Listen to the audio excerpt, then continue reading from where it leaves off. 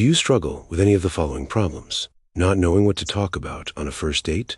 Clueless on how to socialize at a party? Or perhaps nervous about an upcoming networking event?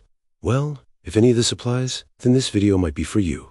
And if not, then still stick around, because I'm about to enlighten you on a bunch of random, obscure dinosaur facts that might just come in handy one day.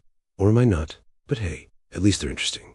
And let's start with one that likely won't even remain true by this time next year, or even next month.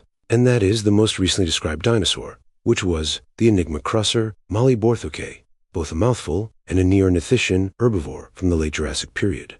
Well, at least this would have been the newest, a week ago when I started researching this, but as fate would have it, there has been a new find since, with the newest dinosaur being the Chinese sauropod Tonganlong zimingei. Again, another one of those species with a tricky name, but it still doesn't come close to Micropachycephalosaurus punctuatensis, meaning small thick-headed lizard of Hongtuyan, who holds the crown for the longest name of any dinosaur species. Meanwhile, the shortest winner goes to Yiqi, which possesses the absolute least amount of letters allowed by the group that makes the rules on naming dinosaurs. And yes, that's a real group. And ironically, both the longest and shortest named dinosaurs lived in mesas of China. And speaking of China, it is one of the top 3 countries where the most dinosaurs have been unearthed, with the other 2 being US and Argentina. And actually, it's just the top 10 countries that account for 3/4 of all known dinosaur species. But then on the opposite side of the spectrum, the largest country in the world where no dinosaurs have ever been found is the Democratic Republic of Congo, which, in case you didn't know this, is the 11th largest country on Earth. Funnily enough, though, it is the supposed home to a mythological, apparently still living dinosaur, named the Mokele Mbembe, which may or may not exist. Emphasis on the not. However, Mokele Mbembe or not, dinosaurs are indeed still all around us, seeing that birds are, well, literally theropods, and theropods are, well, literally dinosaurs. And the largest bird we know of that actually lived amongst its non-avian relatives was the Gargantuavis, an ostrich-sized bird from the late Cretaceous Hadzij Island, meaning it was really Europe that had the first big bird, not the US. And so obviously, this was pretty meaty for a bird back in those times, but still pitifully small compared to its other cousins that it shared the planet with, as just the average-sized dinosaur across the board was about 4,282 kilograms, or 9,440 pounds. So just a little heavier than this EV Hummer right here. However, the median, which is better at showing the most common weight, was closer to 630 kilograms, or 1,389 pounds, so about the size of an adult bison. And so considering the average, you can bet there's quite a range in dinosaur size, with the largest known genus, based off of uncontroversial and substantial evidence, being the sauropod Argentinosaurus, which weighed some 80 tons and measured 36 meters or 118 feet long, while the smallest dinosaur is actually a living one, if we include birds, with that title going to the bee hummingbird, which is about the size of your thumb. Pretty cool, right? So cool that maybe at this very moment you've been inspired to buy the legacy of these titans. And I'm not talking about a chicken, but rather a fossil. But before you do, just make sure your finances are in order, because they can be downright expensive, with the most costly fossil ever being sold for $44.6 million, which if you're at the average human worldwide, would take you 4,597 years just to save up for it. And who was this good-looking, expensive as HE double hockey stick dinosaur, you may ask? Well, a remarkably well-preserved stegosaurus named Apex, who lived approximately 150 million years ago. And that's a pretty cool name and all, but a bit misleading, as this was no apex predator, unlike some creatures which it shared the planet with, or should I say water with, such as the Liopleurodon and Pliosaurus. And you can bet the waters back then were filled with sea monsters, and making you wish there was a way you could enjoy fishing without any of the unwanted dangers. And actually, there is. Let me introduce you to today's sponsor, Fishing Clash, just about the only way you can catch basilosaurs, megalodons, and so many more monstrosities, while at the same time keeping your hands, arms, and feet. Not convinced yet? Well, if you're a nature lover, then listen to this. It's got a vast amount of detailed ecosystems to explore, unique fish species specific to their real-life habitats, and virtual events that promote sustainability and conservation, allowing you to both have a great time and make the world a better place. And if you're worried that Fishing Clash may suffer from some of the normal pitfalls of regular apps, it takes falls in some of these facts. First, despite a 7-year run, it is still updating on a regular. Second, allows you to play the game both casually or competitively depending on what you're looking for. And third, everything is unlockable through free play. And clearly, something is cooking here, as 50 million people are already playing the game. If you're interested, download the game using my link in the description box or scan the QR code on the screen and use my special gift code to claim a $20 value award, including unique avatar, for free. And now back to the video. So obviously, Stegosaurus in 150 million years old is, quite, well, old. I mean, the stego was even ancient by dinosaur standards. In fact, it is so old that we Homo sapiens are closer to the T-Rex in time than the T-Rex was to the Stegosaurus. And actually, its entire group, the Stegosauria, were already long gone by the time the asteroid arrived. And just as an additional fun fact, those spikes at the end of its tail are called the thagomizer. And the reason why is mainly because of a 1982 comic where a caveman teacher is teaching other cavemen about Stegosaurus, and well, decided to call it a thagomizer. And yes, I'm serious. But now going back to the whole time thing, another one for the road is that the time between the Spinosaurus and the T-Rex was approximately 93 times longer than the total existence of us modern humans. So yeah, dinosaurs have been around for a hot minute, and paleontologists currently think that the first in the scene, i.e. the oldest dinosaur, was the Nyasasaurus, a smaller creature from Tarasic, Tanzania, who is around 243 million years old, making dinosaurs older than bees, pine trees, ants, flies, and turtles, to name a few. On the other hand, the youngest known non-avian dinosaur is regarded by some to be the Triceratops, or rather, a Triceratops, as 13 centimeters, or 5 inches below the palm-calibrated KT boundary, a lone Triceratops horn was found, the youngest bone yet. Its discovery back in the early 2010s was also very big news, as it got rid of the gap hypothesis, which essentially claimed that dinosaurs had died before the asteroid, as there was a geological zone of about 3 meters, or 10 feet, in which no dinosaur fossils had yet been found.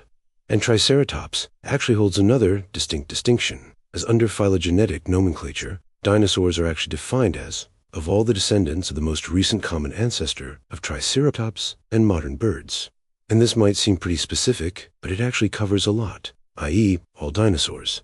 And dinosaurs ultimately came in just about every shape and size, which is why it's a bit surprising that as far as we know, there was never a fully marine dinosaur. Now there is evidence that semi-aquatic dinosaurs were a thing, but nothing 100% aquatic. And this actually extends to birds as well, seeing that even penguins don't spend their entire lives in the water. And no, the mosasaur doesn't count, as it is obviously not a dinosaur, and neither a pterosaurus or the dimetrodon, which is often considered to be the animal most often mistaken for one. Now on the flip side, the oviraptor was definitely a dinosaur, and if you've seen the movie called Dinosaur, or perhaps certain documentaries, you might think of it as an egg thief, with its name meaning exactly that. But, as it so turns out, this famous egg snatcher was innocent all along.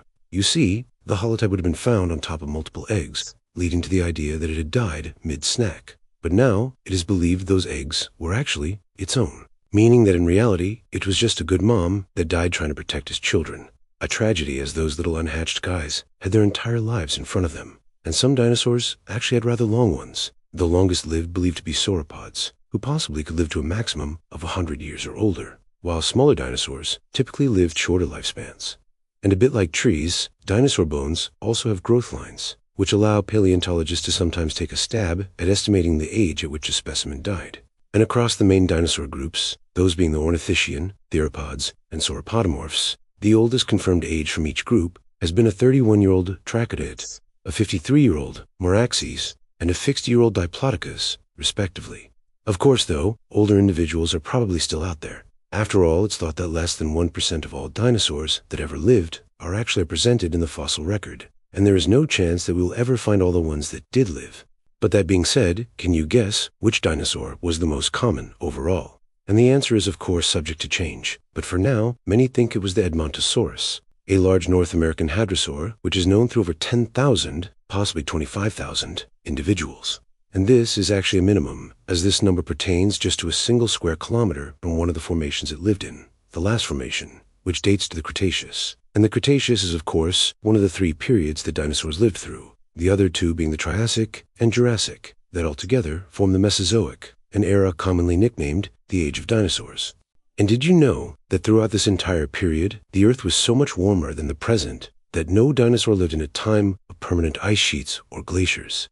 And this partially explains the fact that dinosaurs managed to live in every single continent, including Antarctica. And actually, because Antarctica was closer to Australia and South America, it's believed that certain groups, like sauropods, would use the continent as a stepping stone to get to the other side, thus explaining why certain South American dinosaurs and Australian ones are so similar.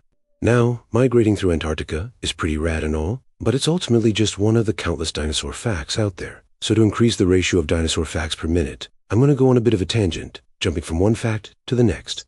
So in other words, brace yourself. Dinosaurs, despite being known as the terrible lizards, are not lizards. They are in fact part of the clade Archosauromorpha, which also contain pterosaurs, crocodilians, etc., while lizards fall into the clade Lepidosauromorpha, which also contains groups such as snakes. Furthermore, all dinosaurs can technically be divided into just two groups, one being the dinosaurs with bird-like hips, while others are those who possessed lizard-like hips.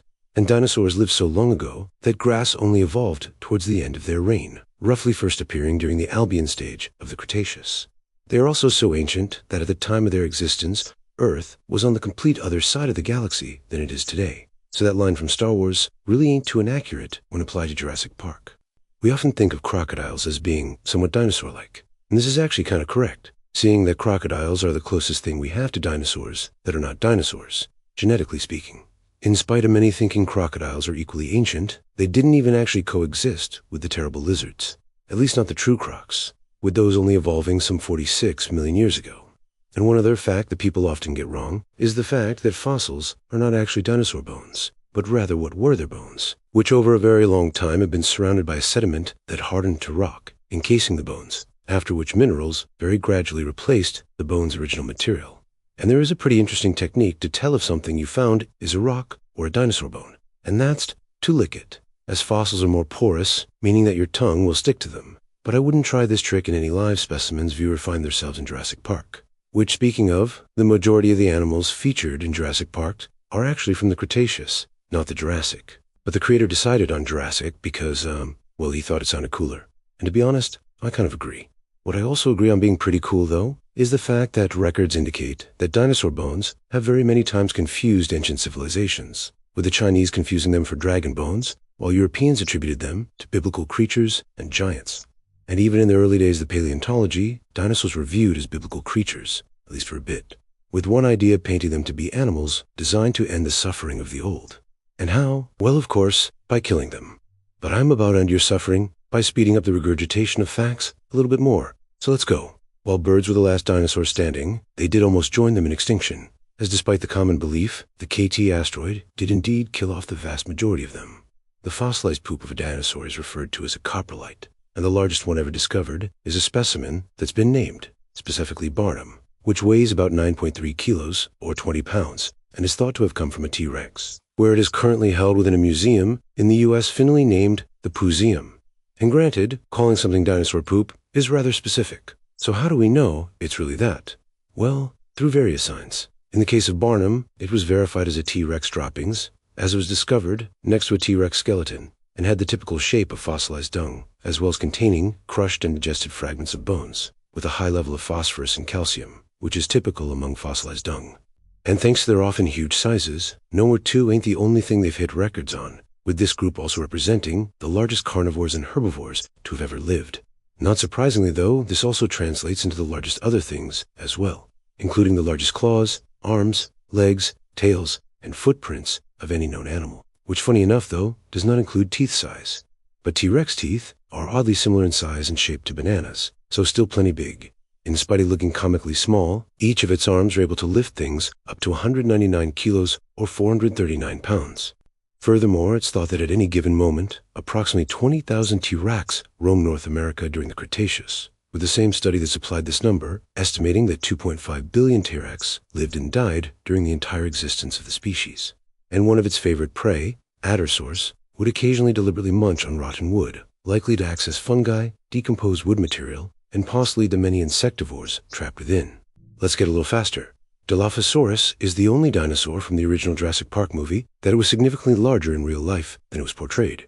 Paleontologists can sometimes tell the identity of a dinosaur off of a single bone or tooth, as certain ones possess autapomorphies, meaning traits only seen in certain taxonomic groups, like species, genus, or families. An example of this is Spinosaur teeth, which have very unique features. The Carnotaurus is one of the more famous dinosaurs out there, yet, despite its celebrity status, it is only known from a single skeleton, albeit a miraculously well-preserved and completed one, The non-avian dinosaurs survived approximately 6 extinction events until the 7th, i.e. that giant pesky asteroid, successfully took them out. The U.S. states where no dinosaur fossils have ever been found include Florida, Hawaii, Illinois, Indiana, Kentucky, Maine, Michigan, New Hampshire, Ohio, Oregon, Rhode Island, Vermont, West Virginia, and Wisconsin, while Washington was the most recent one to find a dino. Some dinosaurs had asymmetrical ears like an owl in order to help them hunt. At the same time, some dinosaurs laid perfectly spherical eggs, opposed to the oval shapes you often associate with both dinosaurs and birds. Fossil fuel does not come from dinosaurs. Dinosaurs were also called pachypods, and the Rex came awfully close to being named the Manispondylus gigas. Even though sauropods are much bigger, it is the Rex who has the largest eyes of any known dinosaur, and also that of any known terrestrial animal. So maybe it's not shocking to hear then that unlike what you may have learned at Jurassic Park, the king had great eyesight. The original Spinosaurus skeleton was destroyed during World War II after an Allied bombing run, because the museum director, a die-hard Nazi, was salty that the owner of the bones was not a Nazi supporter, and thus he refused to evacuate the fossils. As of now, the largest dinosaur with confirmed feathers was the predatory theropod Eutyrannus, who lived in Cretaceous China and measured up to 9 meters or 30 feet long. It is also the largest two-legged thing ever found with confirmed evidence of feathers. In speaking of two-legged things, scientists will often use bipedal dinosaurs as a reference when building bipedal robots, as their leg structures are sometimes considered more efficient than our own. There's almost 100% chance that you've drank the very same water but a thirsty dinosaur gulped down millions of years ago. Despite all the jokes that tyrannosaurs get about having short arms, the Abelisauridae, not the tyrannosaurs, had the shortest forelimb proportionally of any known dinosaur group, with the Carnotaurus in particular having the shortest amongst that specific group. As a whole, the non-avian dinosaurs ruled Earth for about 165 million years, give or take, which is almost 3 times the duration of so-called mammalian rule. The first dinosaurs to be named by a paleontologist, and you should know this by now if you watch our videos, hint hint, was the Megalosaurus, a Jurassic-dated theropod that hails from England. A good chunk of dinosaur eggs and fossilized embryos shows signs of precociality, meaning many kinds of dinosaurs were born almost fully self-sufficient, no waiting around like us apes to become youthful. P. rex is more closely related to a hummingbird than many dinosaurs lived alongside, including the Triceratops. Dinosaurs experienced shorter days and longer years than we do due to the moon's differential position during the Mesozoic period, with days of the time lasting approximately 23.5 hours, while years went on for about 372 days. While sauropods, as I mentioned, could be massive, not all were ginormous, with the smallest, like Magurosaurus, Paludatitan, and Europasaurus, all being closer to a bull size than an adult elephant. There was no carnivorous dinosaur that had 4 legs, like a lion or Komodo dragon. While sauropods have always been pretty much depicted as gentle giants, we weren't actually 100% sure that they ate green stuff, because despite them being shaped and designed like vegetarians, no concrete proof was known until recently. Recently meaning just this year, after a fossilized gut content containing a bunch of leaves were found in a certain specimen, meaning that for nearly 150 years, we were only really guessing. Smartly guessing, though. There is only one dinosaur that researchers are confident in that we know what it sounded like whilst alive, and that is the Parasaurolophus. As in one study, researchers were able to reconstruct a complete 3D model of its iconic horn, and blew air through the passages, producing a sound that sounded like this.